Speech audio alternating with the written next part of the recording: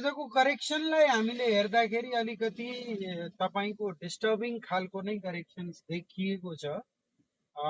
Banking सेक्टरलाई specifically हेर्दाखेरि तपाईँको बियरिस engulf बनाएको छ भने अब नेप्सेले चाहिँ डार्क क्लाउड कभर हो।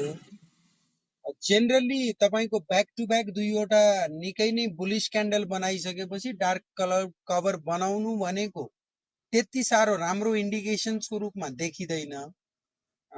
करेक्सन्स हुने, तर यति नै करेक्सन तपाईँको 2 या 3 दिनसम्ममा भइदिएको भए एकदमै ब्युटिफुल टाइपको करेक्सन्स मानिन्थ्यो। तर चाहिँ एकैचोटि गर्दाखेरि अलिकति चाहिँ सोच्नमा बाध्य चाहिँ बनाइदिएको छ।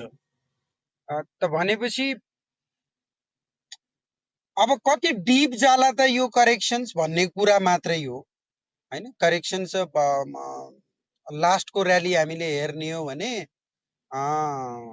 पछिल्लो 2 दिनको र्याली हेर्दाखेरि 1927 बाट बढेको बजार थियो भने अब आज चाहिँ तपाईको 2088 तिर आएर क्लोज भएको छ।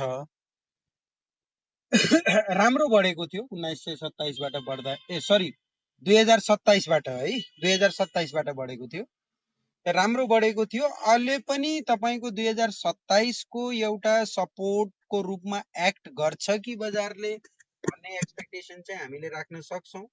एकै दिनको डार्क क्लाउड कभरबाट चाहिँ हामी साह्रै आत्तिहाल्नु पर्ने स्थिति छैन, तर अलर्ट हुनुपर्ने स्थिति चाहिँ हो। किन भन्दाखेरि डार्क क्लाउड कभर तपाईको अलिकति बियरिश टाइपको प्याटर्न नै हो। स्पेसिफिकल्ली अब ब्याङ्किङमा हेर्नुहुन्छ भने त बियरिश इन्गल्फै गरेको छ।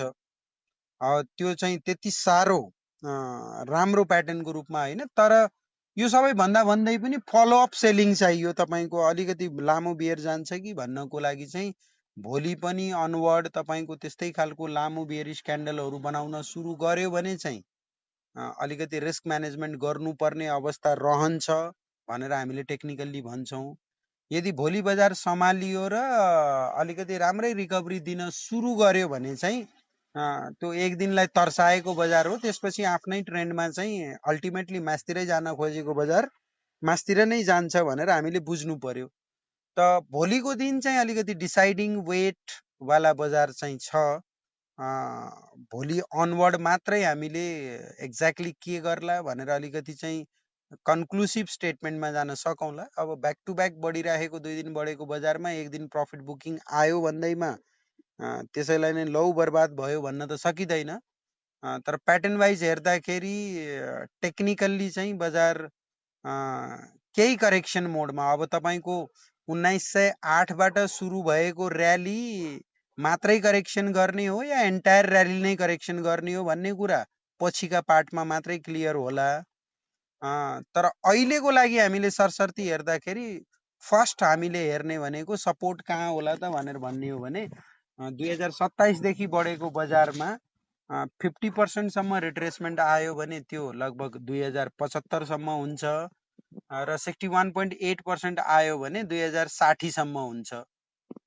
यो रेन्ज भनेको 2027 बाट बढेको बजारको करेक्सनै हो भनेर हामीले बुझ्नु पर्यो। त्यो भन्दा तल आयो भने अलि ठुलो टाइपको करेक्सन्स हो भनेर हामीले बुझ्ने हो। र फर्दर फ्युचर कस्तो खालको सेलिङ प्रेसर, कस्तो खालको भोल्युमहरू क्रिएट गर्छ त्यसले चाहिँ डिटरमाइन गर्दै जाला। ओभरअल मार्केटको स्ट्रक्चर हेर्दाखेरि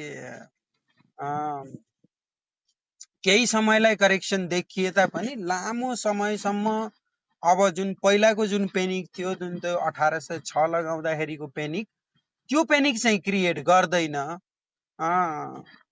लगभग 14 दिन जति बजार बढेको हुनाले अब 5-6 दिन 7-8 दिन नै बजार करेक्टिभ मोडमा जाने हो कि भन्ने एउटा चाहिँ एक्सपेक्टेसन चाहिँ हामीले लगाउन सक्छौँ। थर्ड वेभको सुरुवात भइसकेको हो कि 1806 मा लो लागेर भन्ने कुरा चाहिँ देखाएको छ। तर साना डिग्रीहरूमा हामीले त थर्ड वेभ लागेको हो भने तपाईको त्यो 2150 सम्म गएको र्याली चाहिँ सानो एउटा त्यो भन्दा माइनर डिग्री भन्दा पनि अझै सानो डिग्रीको फर्स्ट वेभ भनेर मैले त्यसलाई भनिराखेको छु।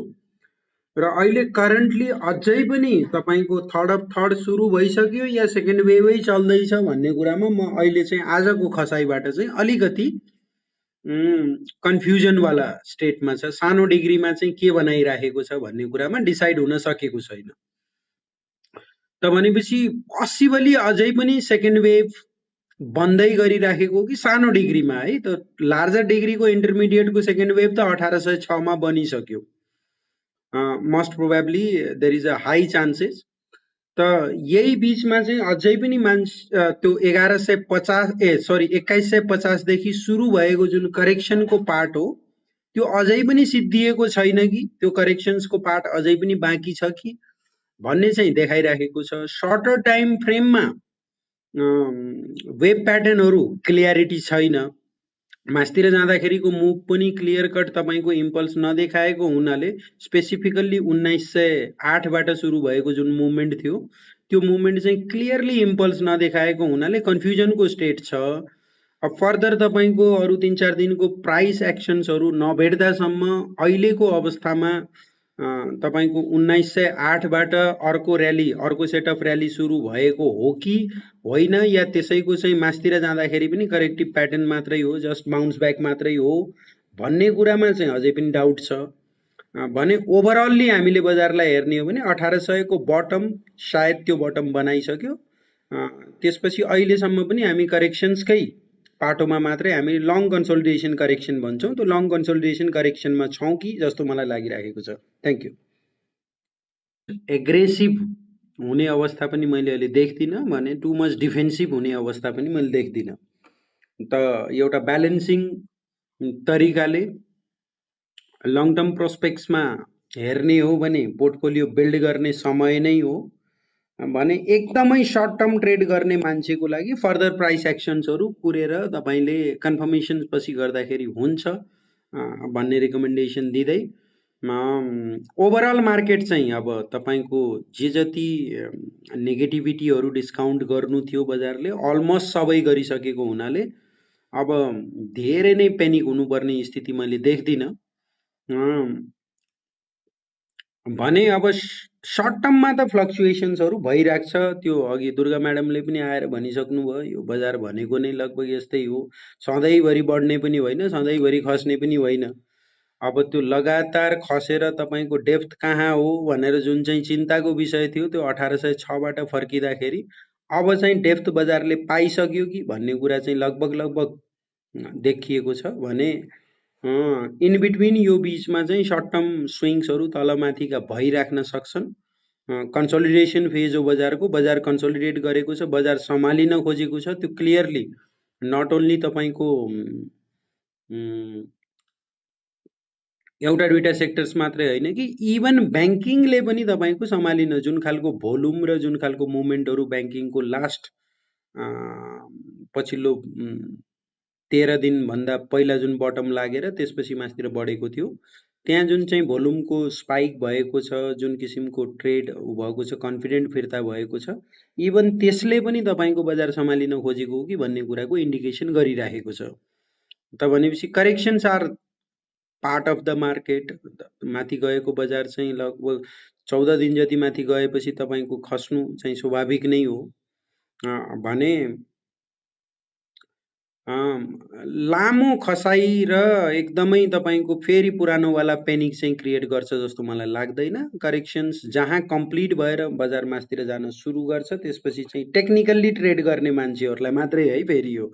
अब कतिपय साथीहरूले टेक्निकल्ली बुझ्नुहुन्न भने चाहिँ अब उहाँहरूको कुन लेभलमा किन्ने के गर्ने भन्ने कुरा हो। टेक्निकल्ली ट्रेड गर्ने मान्छेले बुलिस क्यान्डलस्टिकको वेट गर्नुहोस्। यदि त्यो खालको इन्डिकेसन्स तपाईँले भेट्नुहुन्छ भने definitely you can have a trade भनेर मैले त्यति भन्न चाहेँ। इन्भेस्टर्सको लागि त there is a very good and beautiful buying opportunity. ब्याङ्कहरूको नै हामीले अहिलेको रिपोर्टहरू हेऱ्यौँ भने पनि कता कता सुरुमा मलाई लागिराखेको थियो कि ब्याङ्कहरूको रिपोर्ट साह्रै खराब त आउने होइन, त्यो खालको फल देख्दाखेरि लागेको थियो भने अहिले हामीले हेर्दाखेरि ब्याङ्कहरूको रिपोर्ट धेरै राम्रो फ्यान्टास्टिक आइरहेको छ। त अल्टिमेटली कम्पनीले कमाएको छ। डिस्ट्रिब्युसन पार्ट भन्दा पनि अर्निङ पार्टमा बढी फोकस राख्नुहोस्। यदि संस्थाहरू तपाईले लगानी गरेको संस्थाले कमाइराखेको छ भने इन द लङ रन उनीहरूले डिस्ट्रिब्युट गर्ने नै हो। त्यो सबै पैसा रिटेन अर्निङको पैसा चाहिँ सबै तपाईँको नै हो। तपाईँलाई बाँडे पनि तपाईँको हो, नबाँडे पनि तपाईँको। हामीले फन्डामेन्टल प्रोस्पेक्ट्सबाट त्यसरी हेर्ने हो बजारलाई। त अर्निङ राम्रो छ भने आज नबाँडे फ्युचरमा बाँड्छ नै। त्यही भएर इन्भेस्टमेन्टको हाम्रो गाइडलाइन भनेको अर्निङ ग्रोथ हो कि होइन त्यसलाई लिनु जरुरी छ। र अहिले कर्पोरेट्सहरूले अर्निङ ग्रोथ गरिराखेको छ। मोस्ट भोलाटाइल र मोस्ट ब्याड टाइममा पनि अर्निङ ग्रोथ गर्नु भनेको ओभरअल चाहिँ पोजिटिभ हो being an investors. Thank you. अब त्यही ट्रेजरी बिलको त राष्ट्र ब्याङ्कको पोलिसीबाट नै ट्रेजरी बिल्सको रेट बढ्छ भन्ने कुरा त लगभग इन्डिकेसन पहिला नै दिइसकेको थियो। त अब इन्ट्रेस्ट रेट मा अपवर्ड प्रेसर पर्छ भन्ने कुरा पनि लगभग तय नै थियो हैन। स्टिल त्यसको बावजुद पनि बजार चाहिँ 2 दिन बढेको नै हो पोलिसी पछि। त्यसमा सरप्राइज हुनुपर्ने केही पनि आवश्यकता थिएन। आज ट्रेजरी बिलको रेट चाहिँ 14% पुग्यो भनेर हामी साह्रै सरप्राइज हुनुपर्ने आवश्यकता मैले देख्दिनँ। किन भन्दाखेरि अब 14% नपुगे पनि तपाईँको लगभग 13% को एक्सपेक्टेसन त थियो। जति पर्सेन्टले अब उसले ब्याङ्क रेटहरू बढायो त्यो हिसाबले चाहिँ पुग्न सक्ने अवस्था चाहिँ देखिएको थियो भने अब यहाँ हामीले हेर्दाखेरि अब ब्याङ्क इन्ट्रेस्ट रेट बढ्छ त्यो भनेको तपाईँको गभर्मेन्ट बोन्डमा इन्ट्रेस्ट रेट बढ्छ, त्यो भनेको ब्याङ्क इन्टरब्याङ्क लेन्डिङमा प्रेसर पर्छ भन्ने कुराहरू त क्लियर कट देखिएकै कुरा हुन्। अब आयो सवाल आयो तपाईँको लेन्डिङ र त्यसपछि डिपोजिट्समा इन्ट्रेस्ट रेट ब्याङ्कहरूले बढाउने कि नबढाउने भन्ने कुरा। द फर्स्ट अफ अल आयो तपाईँको ब्याङ्कले लोन ग्रोथ गर्ने नै हो। हामीले चाहिँ जसरी भए पनि लोन बाँड्नै पर्छ। यो वर्ष केही नभए पनि लगभग 12% को आसपास लोन ग्रोथ गर्नुपर्छ र त्यसलाई चाहिँ हामीले यही क्वार्टरबाट नै हामीले लोन बाँड्न सुरु गर्छौँ भनेर ब्याङ्कले सोच्ने हो भने अब उनीहरूको बाँड्न सक्ने क्यापेसिटी भनेको डिपोजिट कलेक्सन कति गर्छ त्यसमा डिपेन्ड गर्ने कुरा हो। त डिपोजिट बढाउनु पर्छ भनेर डिपोजिटतिर उनीहरूले फोकस गरे भने डिपोजिटको इन्ट्रेस्ट रेट बढ्ने भयो। इभेन्चुअली डिपोजिटको इन्ट्रेस्ट रेट बढेपछि तपाईँको लेन्डिङको इन्ट्रेस्ट रेट पनि बढ्ने नै भयो। अब यहाँ ब्याङ्कहरूमा डिपेन्ड गर्छ। दुईवटा तरिका छ हेर्नुहोस्। यो ट्रेजरी बिलको इन्ट्रेस्ट रेट बढ्ने र अब यो समयमा ब्याङ्कहरूले यदि फर्स्ट क्वार्टरमा लेन्डिङ हामी गर्दैनौँ, हामीले जे जति हाम्रो पुरानो लेन्डिङ गरेका थियौँ त्यसको ब्याज मात्रै खाएर बस्छौँ, हामीले चाहिँ ग्रोथमा चाहिँ लोन ग्रोथमा चाहिँ हामीले फोकस गर्दैनौँ भनेर ब्याङ्कहरू सम्हालियो भने अब यो कन्ज्युमर साइडमा तपाईँको इन्ट्रेस्ट रेट बढ्ने काम चाहिँ हुँदैन र उल्टो ब्याङ्कहरूले चाहिँ राम्रो पैसा कमाउँछन् ट्रेजरी मनी मार्केट अपरेसनबाट। त भनेपछि अब ब्याङ्कको कल हो, उनीहरू स्मार्ट मुभ गर्ने हो कि डम मुभ गर्ने हो भन्ने कुरा ब्याङ्कले डिटरमाइन गर्ने कुरा हो। म यदि ब्याङ्कर भइदिएको भए र मैले अरू ब्याङ्कर साथीहरूलाई बुझाउन सकेको भए म फर्स्ट क्वार्टरमा लोन ग्रोथमा चाहिँ गर्न चाहन्थिनँ र उल्टा मैले चाहिँ तपाईँको ट्रेजरी अपरेसन्सबाट चाहिँ मैले राम्रो अब लोन बाँडेर पैसा कमाउनु भन्दा उल्टा ट्रेजरीबाट पैसा कमाउँछु भन्दै बसिरहेको थिएँ। त भनेपछि अब यहाँ चाहिँ ब्याङ्कमा डिपेन्ड गर्ने कुरा हो। ब्याङ्कहरूले फर्स्ट क्वार्टरमा हामी लोन ग्रोथ गर्दैनौँ, जे छ हामीले पुरानो लोनमा नै इन्ट्रेस्ट खाएर बस्छौँ, हाम्रो सर्भाइभल त्यसमा पनि भइहाल्छ र अननेसेसरी तपाईँको डिपोजिटको रेट बढाएर हामीले आफ्नो लङ टर्ममा बोरोइङ कस्टलाई मात्रै बढाउने हो। त्यही भएर हामीले चाहिँ अहिलेको लागि चाहिँ हामी एग्रेसिभ बस्दैनौँ भनेर भन्यो भने अर्को क्वार्टरमा यो सम्पूर्ण अहिले देखिएको जुन चाहिँ इन्ट्रेस्ट रेटको अपवर्ड प्रेसर हो त्यो सबै साइकल चाहिँ रिभर्स गर्छ, कन्फर्म छ। अब यहाँ ब्याङ्कको कल हो, ब्याङ्कले कसरी लिन्छ भन्ने कुरा। मेरो हिसाबले ब्याङ्कहरूले अहिले चाहिँ लोन ग्रोथ र तपाईँको डिपोजिट ग्रोथमा फोकस नगर्दा नै सबैभन्दा ब्याङ्कहरूको लागि पनि फाइदा हुन्छ, ओभरअल इकोनोमीको लागि पनि फाइदा हुन्छ र राष्ट्र ब्याङ्कले चाहेको पनि त्यही नै हो, ब्याङ्कको लोन ग्रोथ नगराउन्, अहिले चाहिँ लोन नबाँडाउन् भन्ने चाहेको। Thank you.